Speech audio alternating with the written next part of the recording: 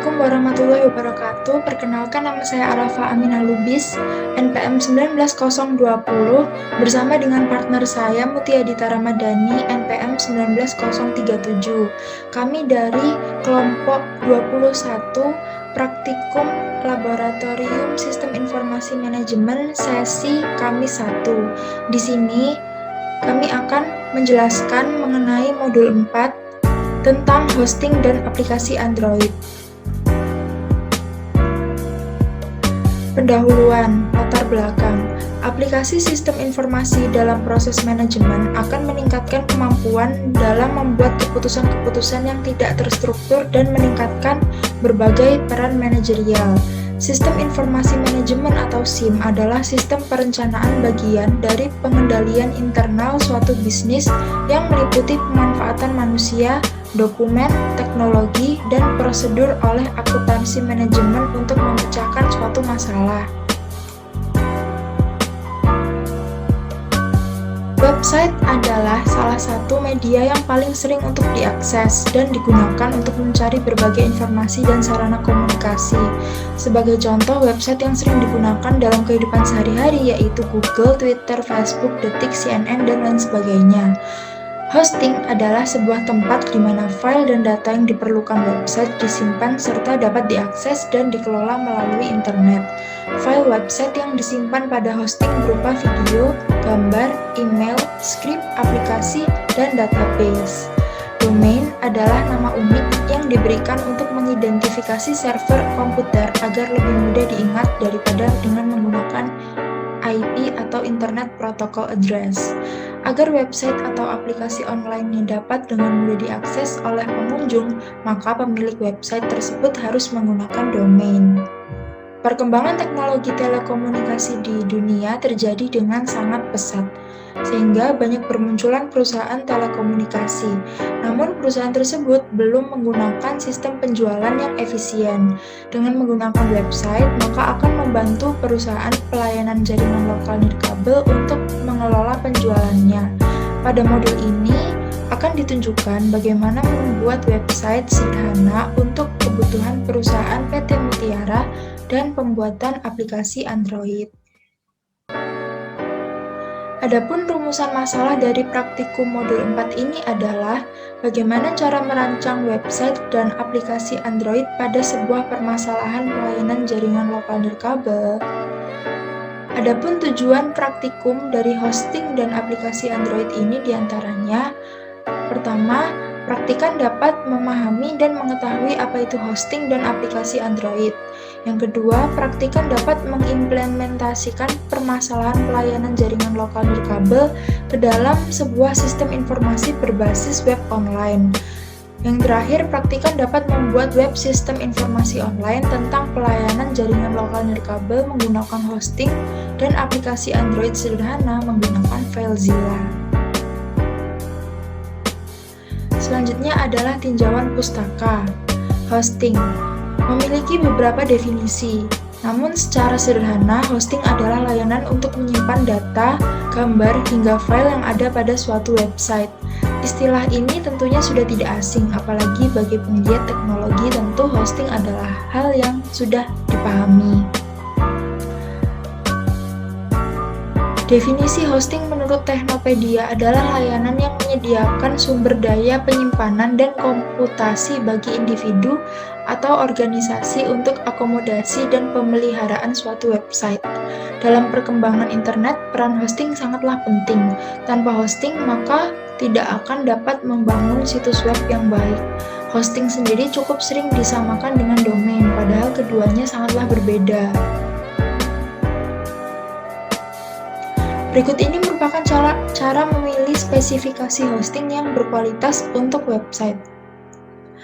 Yang pertama adalah disk space. Pilih paket web hosting yang memiliki kapasitas disk space yang sesuai dengan kebutuhan website kita. Dalam memilih layanan hosting, pastikan provider hostingmu menyediakan bandwidth yang besar seperti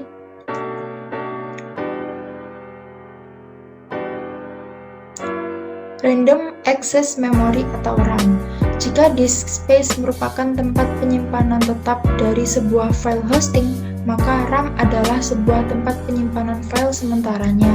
Semakin besar ukuran RAM, maka akan semakin cepat web hosting memproses akses website kita.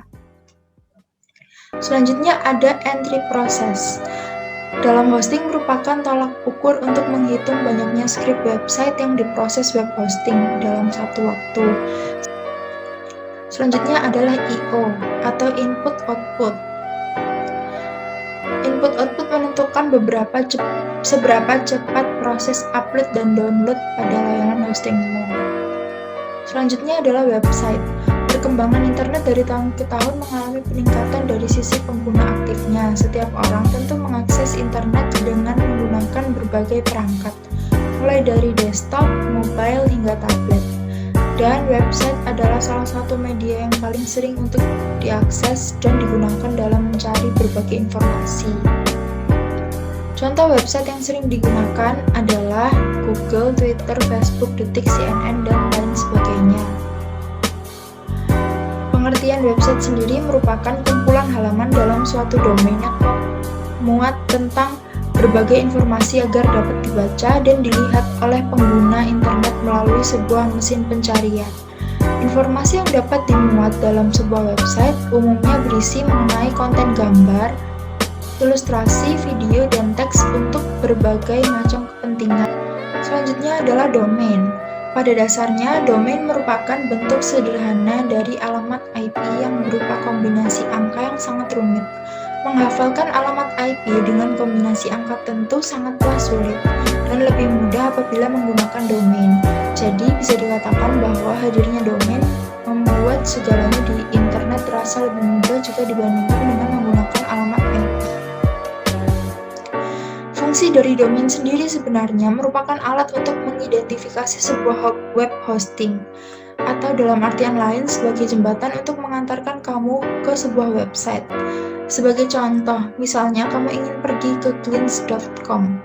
Glints merupakan sebuah website yang ingin kamu tuju, sedangkan .com adalah bentuk dari domain itu sendiri. Selanjutnya adalah aplikasi Android. Aplikasi Android menjadi salah satu platform yang saat ini digemari oleh setiap developer dalam mengembangkan perangkat lunak berbasis mobile. Android merupakan sistem operasi atau OS yang berjalan di balik layar dan dibuat oleh Google. Saat ini, di Google Play Store telah terdaftar lebih dari 2,2 juta aplikasi. Pengguna perangkat mobile saat ini juga mengalami peningkatan yang signifikan. Pengguna dari Android sendiri di dunia lebih banyak daripada iOS. Dalam dunia programmer, developer Android masih lebih banyak daripada developer iOS.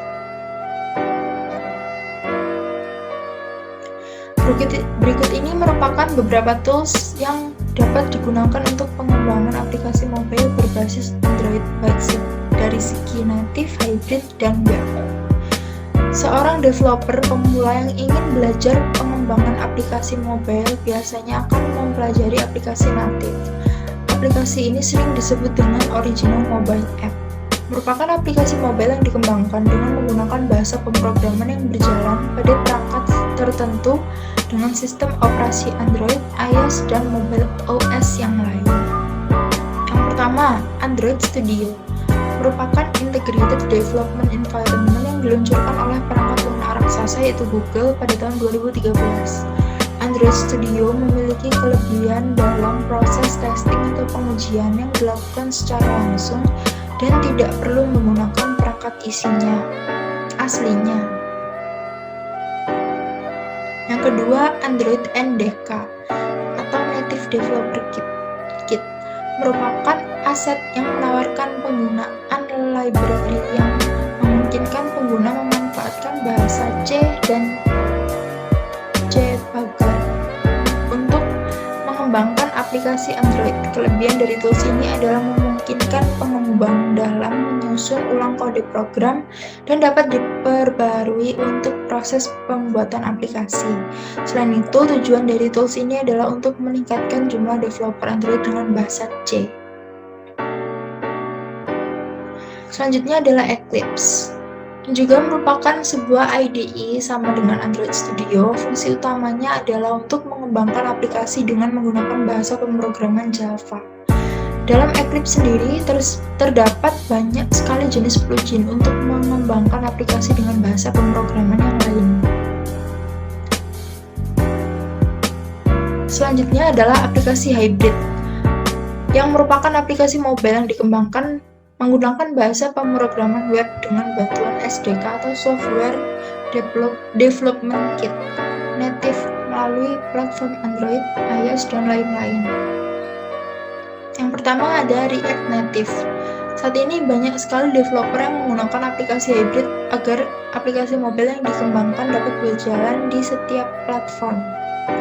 React Native menjadi salah satu pilihan dari pengembang untuk mengatasi problematika dalam pembuatan aplikasi dari web menjadi mobile. Yang kedua adalah Ionic Framework, merupakan framework aplikasi mobile menggunakan HTML5 untuk mengembangkan mobile app dengan teknologi web. Pengembang tidak perlu bersusah payah untuk belajar mengenai bahasa Java, Kotlin, Objective-C, dan lain-lain karena dengan tool ini Anda dapat mengembangkan aplikasi dengan menggunakan bahasa pemrograman web. Selanjutnya adalah Xamarin, merupakan IDE untuk membuat aplikasi mobile berbasis Android, iOS, dan Windows Phone. Xamarin telah terintegrasi dengan dua IDE yang lain, yaitu Xamarin Studio dan Microsoft Visual Studio. Selanjutnya adalah Apache Cordova, merupakan platform untuk membuat aplikasi mobile dengan menggunakan bahasa HTML, CSS, dan JavaScript. Tools ini juga didukung oleh sistem operasi berbasis Android, iOS, Windows Phone, dan BlackBerry. Selanjutnya adalah PhoneGap. Tools ini hampir sama dengan Apache Cordova yang menggunakan bahasa pemrograman web. Namun PhoneGap tidak hanya digunakan pada aplikasi Android saja, namun dapat digunakan pada berbagai platform seperti iOS, BlackBerry, serta Windows Phone.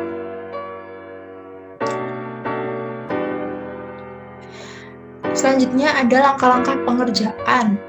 Nah, sebuah perusahaan di bidang jasa memiliki keinginan untuk membuka sebuah sistem informasi tentang penjualan paket data Wi-Fi yang dapat diakses melalui web. Hal tersebut dilakukan untuk mempermudah dalam memasukkan input dan pengarsipan data. Pada sistem informasi ini, database memiliki 5 entitas, yaitu PT Mutiara, konsumen, kasir, paket Wi-Fi, dan ID paket. Maka dibuatlah web yang membuat sistem informasi tersebut dengan menggunakan FileZilla. Yang pertama, mengaktifkan Apache dan MySQL di SAM, lalu membuat folder sesuai nama pada database di htdocs dan membuat folder gambar di dalam database tersebut, lalu membuka database yang telah dibuat di localhost, lalu di backup dengan klik export lalu klik go. Buka halaman web hosting pada http://www.ultimatefreehost.in, lalu pilih login dan new registration. Isi data-data yang dibutuhkan pada bagian hosting. Lalu buka email untuk mendapatkan link pemberitahuan, lalu klik link tersebut. Buka email yang masuk kembali untuk mendapatkan pemberitahuan, lalu klik cPanel URL. Isi username dan password sesuai data cPanel yang masuk di email, lalu klik login. Lalu klik MySQL database. Lalu kita dapat membuat nama dari database. Klik admin. Import database menggunakan salah satu cara, yaitu export, copy paste SQL atau drag and drop. Selanjutnya buka FileZilla. Masukkan data-data yang didapatkan melalui email pada host, username, dan password, lalu klik Quick Connect, lalu OK. Kembali ke menu hosting dan pilih Open File Manager. Edit koneksi, lalu klik Save. Buat tampilan website hosting dengan cara klik domain yang telah dibuat, lalu isikan username dan password, lalu klik Login. Buka aplikasi appjazzer.com, lalu create app. Klik website, Lalu copy paste website URL, lalu klik save dan next. Buat nama aplikasi, lalu klik next dan ikuti langkah-langkah berikutnya. Hasil dan pembahasan. Output web online dan aplikasi Android sistem informasi pelayanan jaringan lokal nirkabel. Web online. Adapun printout hasil dari pembuatan web online sistem informasi penjualan paket data Wi-Fi dengan link web Mutiara paket data.ultimatefreehost.in adalah sebagai berikut. Ini adalah tampilan home dan ini adalah tampilan login. Berikut ini adalah tampilan sukses dan ini adalah tampilan gagal login. Ini adalah tampilan about. Lalu ini adalah tampilan input di PT Mutiara. Ini tampilan data pada PT Mutiara. Ini adalah tampilan input pada konsumen. Dan ini adalah tampilan data pada konsumen. Ini merupakan tampilan input pada kasir. Dan ini tampilan data pada kasir. Ini merupakan tampilan input pada paket Wi-Fi dan ini tampilan data pada paket Wi-Fi. Ini merupakan tampilan input pada ID paket dan ini tampilan data pada ID paket. Sedangkan ini adalah tampilan logout. Selanjutnya pada aplikasi Android, adapun printout-nya yang pertama ini adalah tampilan home. Ini merupakan tampilan login dan ini tampilan sukses login. Sedangkan ini merupakan tampilan gagal login. Ini merupakan tampilan about. Sedangkan ini merupakan tampilan input pada PT Mutiara. Ini tampilan data pada PT Mutiara dan ini adalah tampilan input pada konsumen. Ini merupakan tampilan data konsumen. Dan ini merupakan tampilan input pada kasir. Selanjutnya adalah tampilan data pada kasir. Sedangkan ini merupakan tampilan input pada paket Wi-Fi. Ini tampilan data paket Wi-Fi, tampilan input ID paket, lalu tampilan data ID paket. Sedangkan ini merupakan tampilan logout. Analisis output. Analisa output tampilan home. Berdasarkan output sistem informasi dari hasil pembuatan web online, dapat diketahui bahwa gambar 4.1 dan 4.17 merupakan tampilan menu home.php terdiri dari menu home, login, dan about. Analisa output tampilan login dapat digunakan untuk menginputkan username dan password untuk masuk ke dalam sistem informasi dan tombol login. Analisa output perbedaan tampilan sukses dan gagal. Apabila username dan passwordnya salah, maka akan muncul tampilan gagal login. Apabila benar, maka akan dapat masuk ke dalam sistem informasi ini. Selanjutnya, analisa output tampilan about memuat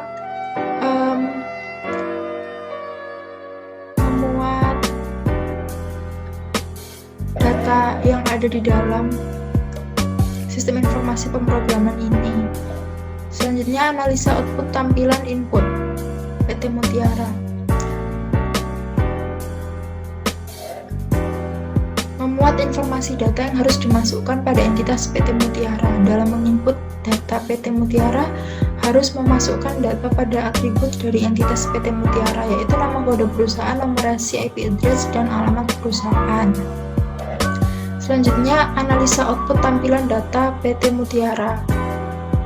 Memuat informasi data yang ditampilkan dari entitas PT Mutiara. Informasi data yang ditampilkan dari halaman ini adalah data dari atribut entitas PT Mutiara, yaitu nama kode perusahaan, nomor rasi, IP address, dan alamat perusahaan. Selanjutnya, analisa output tampilan input konsumen.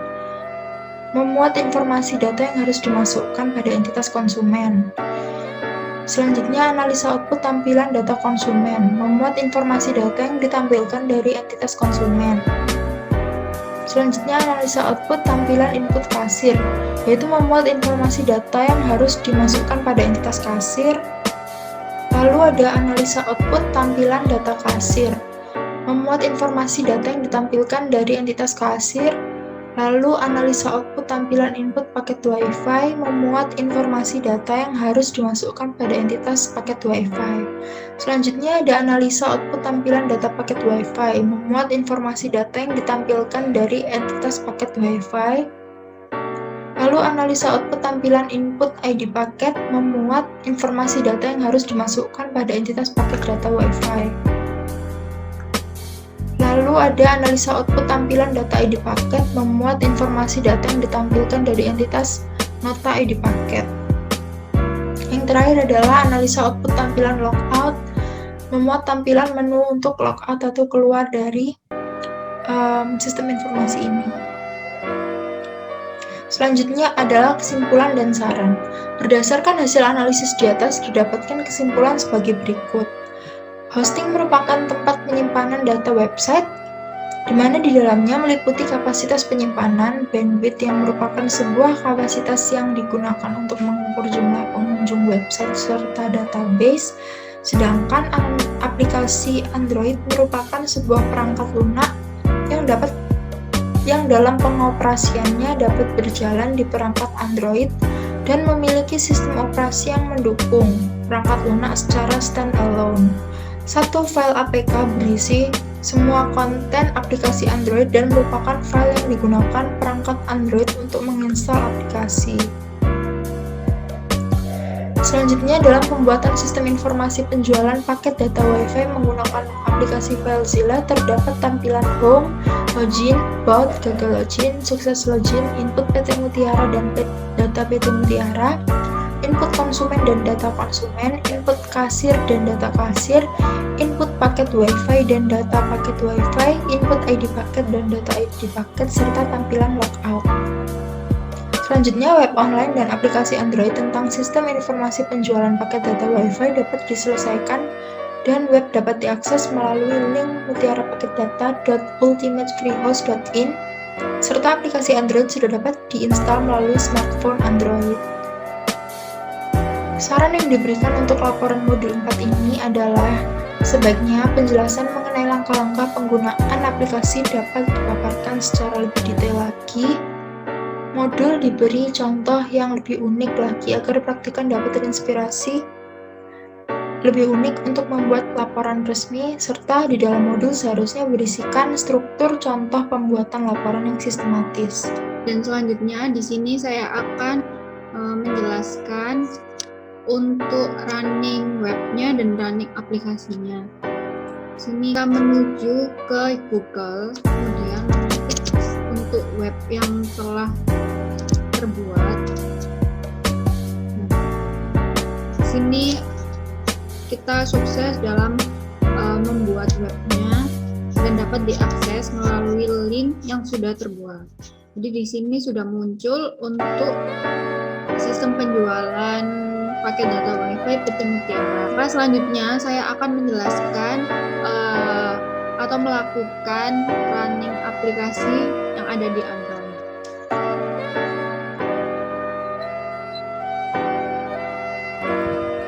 Kemudian selanjutnya di sini saya akan menjelaskan aplikasi yang telah terinstal di Android.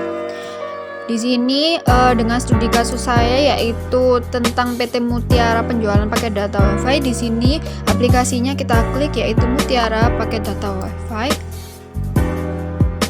Nah, di sini akan muncul tampilan sistem informasi penjualan paket data Wi-Fi PT Mutiara. Ketika kita pencet home, kemudian tampilannya akan berubah menjadi selamat datang di sistem informasi penjualan paket data Wi-Fi.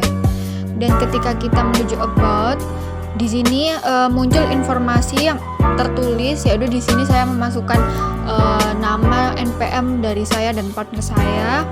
Kemudian ketika kita pencet login, nah di sini kita muncul untuk memasukkan username dan password. Di sini kita coba masukkan username dan password yang salah. Kita submit. Nah, ketika username atau password salah, maka akan muncul username atau password Anda salah, silakan coba kembali. Maka login tersebut gagal. Kita isi yang benar.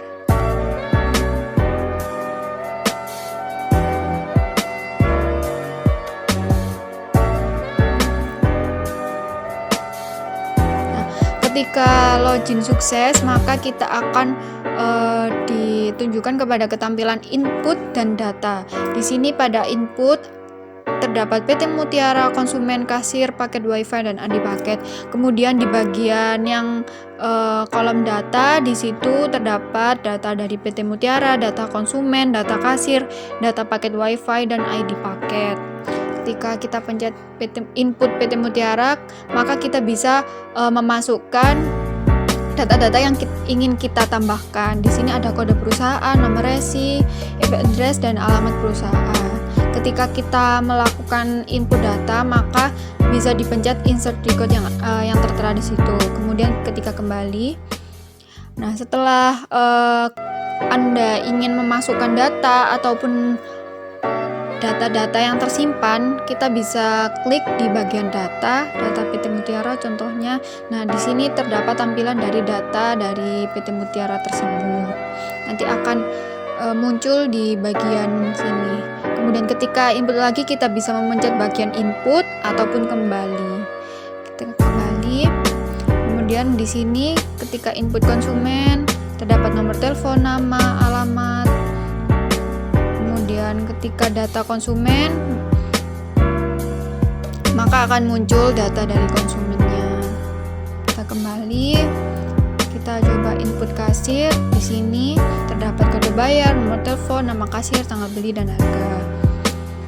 Oke. Kita menuju ke data kasir. Nah, di sini juga akan muncul data-data dari kasir, mulai dari kode bayar hingga harga. Begitupun hingga ke ID paket, kita akan pada kolom data akan dimunculkan data-data yang telah diinput. Setelah itu kita akan log out, klik logout. Nah, kemudian ada muncul tampilan terima kasih dan kita klik logout. Nah, dan aplikasi telah sukses terinstall. Sekian dari kelompok kami. Wassalamualaikum warahmatullahi wabarakatuh.